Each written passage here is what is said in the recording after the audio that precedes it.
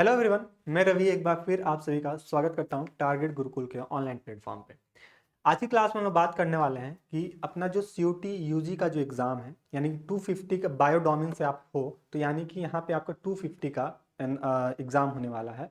और इस 250 के एग्ज़ाम नंबर में हमको 250 कैसे गेन करना है, ये अपने पास जो भी समय बचा है, 1 से 1.5 महीने का जो भी आपके पास समय सीमा बचा हुआ है, उसमें हम 250 कैसे हम गेन करें, इस मुद्दे पे, इस टॉपिक पे आज हम लोग बात करने के लिए आए हुए हैं।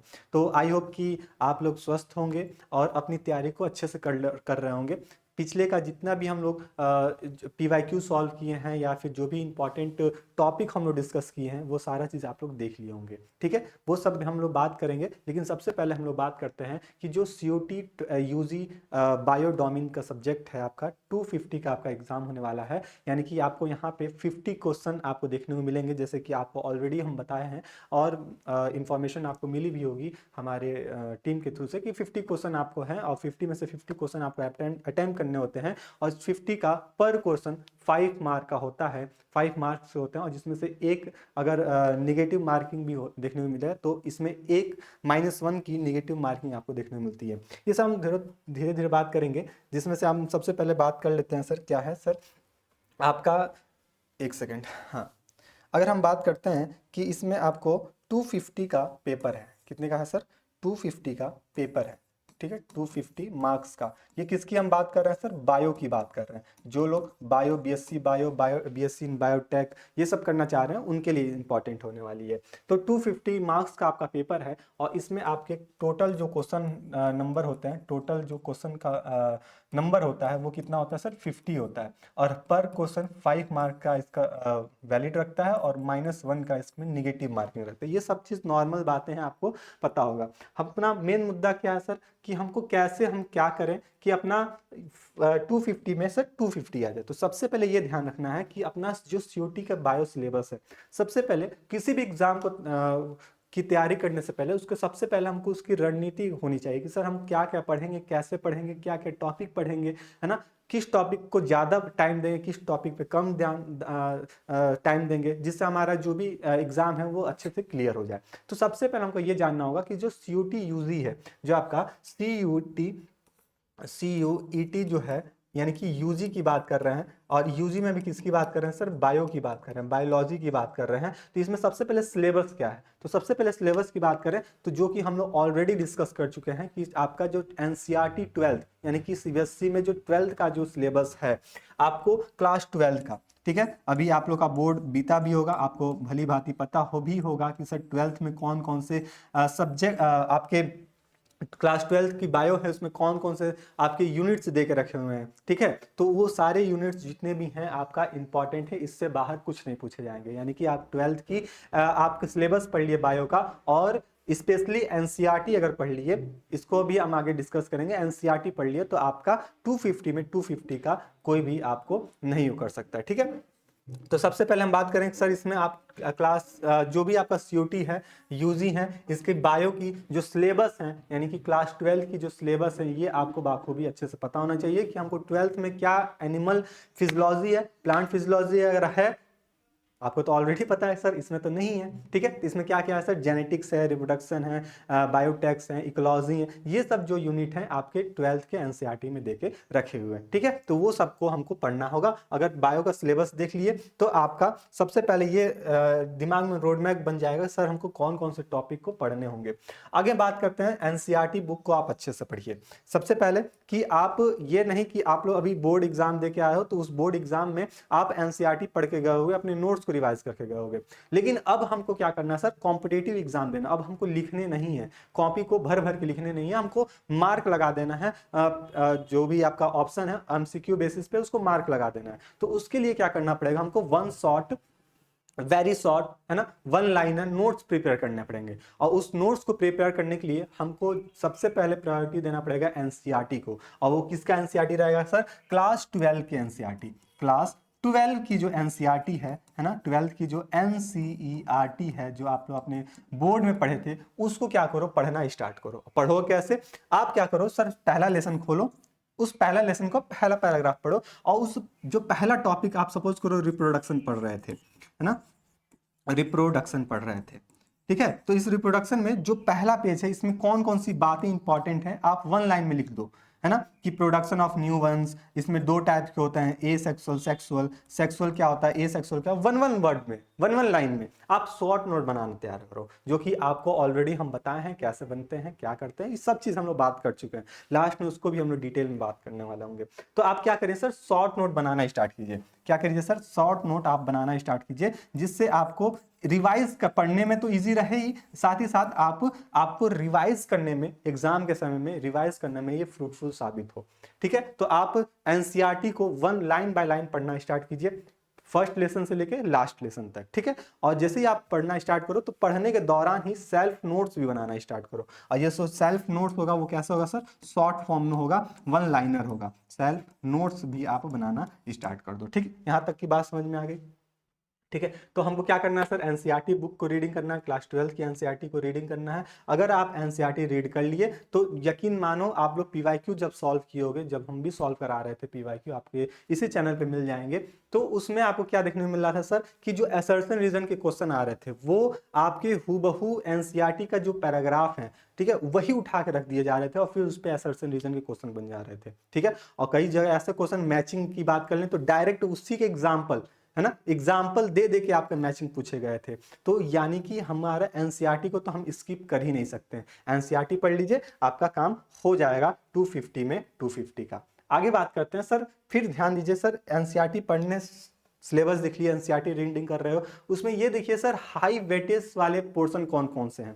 लास्ट की 2 साल 3 साल का जो भी पेपर है एनालिसिस कीजिए उसका, और देखिए सर क्या जेनेटिक्स से ज्यादा क्वेश्चन पूछे गए हैं तो कितने नंबर क्वेश्चन पूछे गए हैं, है ना, इवोल्यूशन से क्वेश्चन पूछे गए हैं कि नहीं पूछे गए हैं। ठीक है, किस टॉपिक से क्वेश्चन पूछे गए हैं, ये सब कैसे पता चलेगा, आप जब पीवाईक्यू सॉल्व करोगे। ठीक है, लास्ट के 2 से 3 साल के जो पीवाईक्यू हैं उनको जब सॉल्व करोगे तो आपको आइडिया मिल जाएगा, आपको एक आकलन हो जाएगा सर कि हमको इस टॉपिक को अच्छे से पढ़ने हैं कि इसको स्किप कर देना है। ठीक है, तो यानी कि आपको एनसीईआरटी पढ़ने हैं, साथ ही साथ हाई वेटेज के जो जितने भी टॉपिक हैं या कह लें जितने भी यूनिट्स हैं उनको आप ज्यादा प्रायोरिटी दोगे। जैसे कि आप बात करो स्टार्टिंग से रिप्रोडक्शन वाले हैं, यूनिट है, तो इस रिप्रोडक्शन वाले में आपको क्या बात करो सर, प्लांट भी है और फ्लावरिंग प्लांट्स भी हैं और एनिमल हैं और ह्यूमन हेल्थ है। तो देखिए क्या ह्यूमन हेल्थ से क्वेश्चन पूछे जा रहे हैं, ह्यूमन हेल्थ से क्वेश्चन पूछे जा रहे हैं, तो किस टॉपिक से पूछे जा रहे हैं, है ना, यानी कि आपका जो गैमिट ट्रांसफर वाला है, इंट्राफेलोपियन ट्रांसफर, वहां से क्वेश्चन पूछे जा रहे हैं कि नहीं पूछे जा रहे हैं।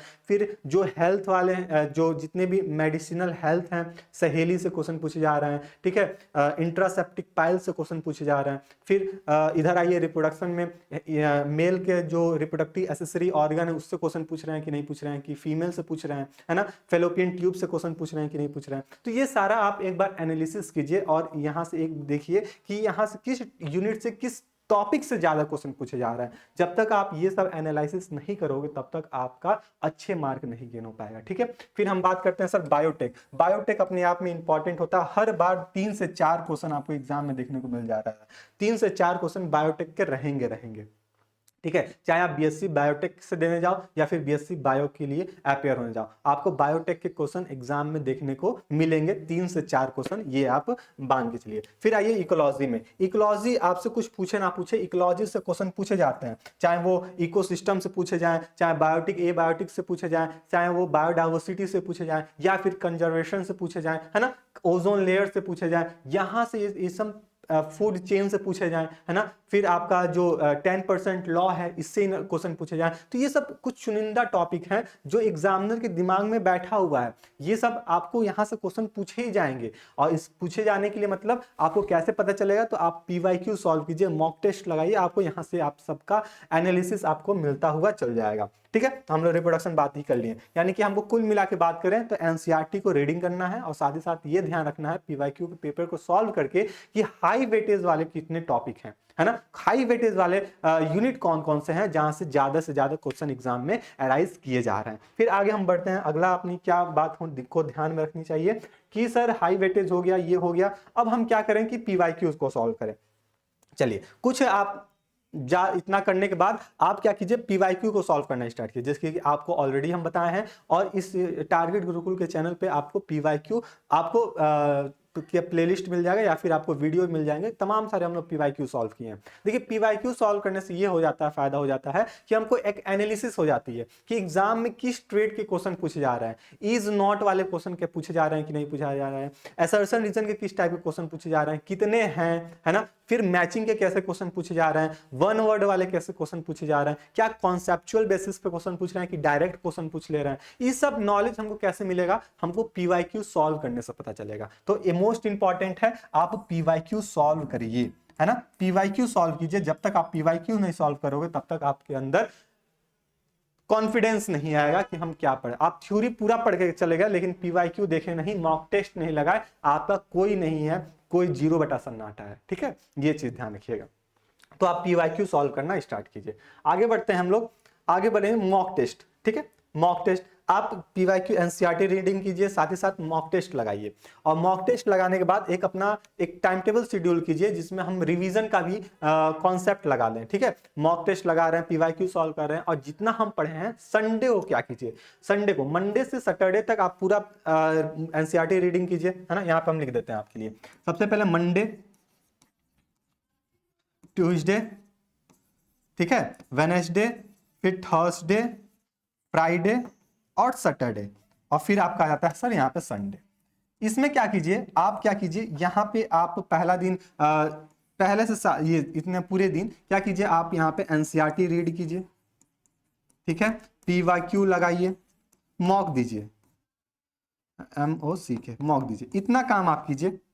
ठीक है, ये पूरा संडे, मंडे, सोमवार, मंगलवार, बुधवार, बृहस्पतिवार, फिर शुक्रवार और शनिवार, इन सभी दिनों में आप ये कीजिए कि अपना ये एनसीईआरटी को रीडिंग कीजिए। ठीक है, एनसीईआरटी बायो को रीडिंग कीजिए, फिर पीवाईक्यू सॉल्व कीजिए, मॉक टेस्ट लगाइए।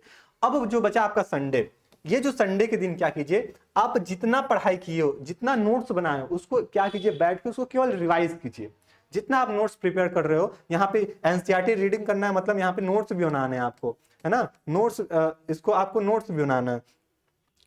तो ये चीज आप ध्यान रखिए। तो इसको नोट्स बनाने में, आप नोट्स बनाए होगे, ठीक है, तो नोट्स बनाए होगे, तो इसमें आप क्या करोगे सर, उसको रिवाइज करना स्टार्ट करो। और रिवाइज कब करोगे सर, संडे को रिवाइज करोगे, है ना, संडे को दिन भर बैठ के आराम से जितना भी नोट्स बनाए रहोगे उसको रिवाइज करना स्टार्ट करो। फिर मंडे से वही प्रोसीजर स्टार्ट कर दो कि आपको क्या करना है, एनसीईआरटी रीडिंग करना है, फिर उसकी भी नोट्स बनाना है, पीवाईक्यू सॉल्व करना है, फिर मॉक टेस्ट लगाना है। ठीक है, अच्छा मॉक टेस्ट लगाने से क्या फायदा सर, हमारा टाइम वेस्ट होगा? नहीं, टाइम थोड़ा सा भी नहीं वेस्ट होगा, आपका पूरा कॉन्फिडेंस मिलेगा कि हमको एग्जाम में कैसे बैठने हैं। ठीक है, अपने पास जैसे यहाँ पे एक आपका स्लाइड भी ऐड हुआ होगा हमको जहां तक लग रहा है, मॉक टेस्ट, हाँ, ये टाइम मैनेजमेंट का। देखो मॉक टेस्ट जितना लगाओगे आपको टाइम मैनेजमेंट उतना अच्छा होते जाएगा।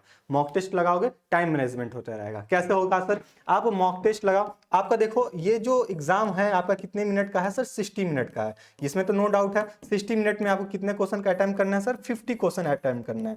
ठीक है, 50 क्वेश्चन अटेम्प्ट करने किसके, बायो के। यहाँ तक तो नो डाउट है, यहाँ तक तो सब ठीक है। सर मॉक टेस्ट जैसे आओगे तो एक ब्लू प्रिंट होता है किसका, एग्जाम का, जिसमें आपको उसमें भी टाइमर चलते रहते हैं, आपको सारा प्रोसेस जिस तरह एग्जाम के होते हैं उसी तरह उसमें आपको मॉक टेस्ट में देखने को मिलते हैं। ठीक है, आप एक रूम में क्वारंटीन हो जाओ, बंद कर लो 60 मिनट के लिए, 1 घंटे के लिए, कि हमको यहाँ पे बैठे हैं तो इसको उठेंगे नहीं जब तक 60 मिनट में अपने 50 क्वेश्चन ना अटेम्प्ट हो जाए। और चांस दो कि हमको ज्यादा ज्यादा सही क्वेश्चन अटेम्प्ट करने का, गलत पे हम ना जाएं, क्योंकि गलत पे जाएंगे तुक्का लगा देंगे। ठीक है, तुक्का वाला बात कर रहे हैं, तुक्का लगा देंगे -1 डिटेक्ट हो जाएगा अपना सही वाले में से, तो क्या फायदा। और आजकल लाखों की भीड़ चल रही है, उसमें कंपटीशन और बढ़ जाएगा। ठीक है, तो ज्यादा प्रायोरिटी देना, हम मॉक टेस्ट लगाएं, जितना मॉक टेस्ट लगाएंगे अपना उस तरह का एक एनालिसिस होने लगेगा कि हाँ सर हम अपना कितना तैयारी कर रहे हैं, कितने पानी में हैं, है ना, अपनी तैयारी को और अच्छी करने की जरूरत है, क्या हम जिस स्पीड से चल रहे हैं इस स्पीड को मेंटेन करके रखने की बात है। ठीक है, कि एनसीईआरटी को रीड करना, ये तमाम सारी जितनी भी गलतियां होंगी हम मॉक टेस्ट लगा के अपनी गलतियों को सुधार सकते हैं, अपनी गलतियों को निकाल सकते हैं। ठीक है, तो आपको बस एक काम है कि आपको एनसीईआरटी रीड करना है, फिर दूसरी काम यह है कि एनसीईआरटी रीड करने के साथ साथ आपको शॉर्ट नोट्स बनाने हैं। शॉर्ट नोट्स बनाने के बाद आप पीवाईक्यू सॉल्व कीजिए, मॉक टेस्ट लगाइए, डेली मॉक टेस्ट, एक मॉक टेस्ट रोज। ठीक है। रात के 8 बजे 9 बजे जब भी आपको रिवाइज करने के बाद, रीडिंग करने के बाद आपको टाइम मिल रहा है, तो आप एक मॉक टेस्ट लगाइए, ठीक है, रात के 8-9 बजे सोने के समय, ठीक है। और फिर संडे को ये जितना काम किए हो, प्रोसीजर किए हो, सारे को रिवाइज करना स्टार्ट कर दो। बस इतना आप काम कर दो तो यकीन मानो आपके पास जो भी समय बचा है 250 में से 250 लाना कोई नहीं रोकेगा आपको, ठीक है। आपका 250 आके रहेगा। तो ये चीज आप यहाँ पे ध्यान में रखिएगा। आई होप कि यहाँ तक की बातें आपको क्रिस्टल क्लियर हो गई होंगी, समझ में आ गई होंगी। अब देखो ये सब चीज आपको, सारे के सारा चीज आपको इसी चैनल पे, अगर पीवाईक्यू खोज रहे हो, अगर आप सिलेबस खोज रहे हो, तो आपको टारगेट गुरुकुल के जो यूट्यूब चैनल जिस पे आप वीडियो देख रहे हो, इसी पे आपको पीवाईक्यू भी मिल जाएंगे, सिलेबस भी मिल जाएंगे, ठीक है। इंपॉर्टेंट थ्योरी क्वेश्चन भी मिल जाएंगे, थ्योरी क्लासेस भी मिल जाएंगे, और साथ ही साथ अपना बैच में जैसे ही ज्वाइन करोगे तो यहाँ पे आपको कंप्लीट मॉक टेस्ट मिलेंगे, पीवाईक्यू मिलेंगे, शॉर्ट नोट्स मिलेंगे। जो आप बता रहे हैं सर शॉर्ट नोट्स आप तैयार करने लगो, आपको बैच में वो कंप्लीट शॉर्ट नोट आपको मिलेंगे, ठीक है। जिसमें से आप बैच में जुड़ने से मतलब ये हो जाएगा कि आपको पीवाईक्यू मिल जाएंगे, मॉक टेस्ट मिल जाएंगे, फिर आपको ये सारा जितना प्रोसीजर बताए हैं वो सारा चीज आपको बैच में ऑलरेडी मिल जाएगा। तो आई होप कि ये यहाँ तक कि कॉन्सेप्ट क्लियर हो गया होगा कि सर हमको तैयारी कैसे करना है, 250 में 250 मार्क कैसे लाना है, अपनी ड्रीम यूनिवर्सिटी में कैसे जाना है, अपने एग्जाम को क्लियर कैसे करना है। तो आपके पास जो भी 1 से 1.5 महीने का समय बचा है, इसको 1 से 1.5 महीने का समय को यूटिलाइज करना सीखिए, और अपना जो भी समय बच रहा है, ठीक है, इधर उधर का दिमाग ना लगा के अपने पढ़ाई पे ध्यान रखिए। क्लास 12 की एनसीईआरटी को रीड करना, प्रैक्टिस करना, पीवाईक्यू सॉल्व करना, मॉक टेस्ट लगाना, शॉर्ट नोट्स बना, रिवाइज करना, सारा स्टार्ट कीजिए, ठीक है। तो बस आज के लिए इतना ही, मिलते हैं नेक्स्ट क्लास में, ठीक है। तब तक के लिए स्टे रहिए, मस्त रहिए, अपने तैयारी को और मजबूत करते रहिए। धन्यवाद।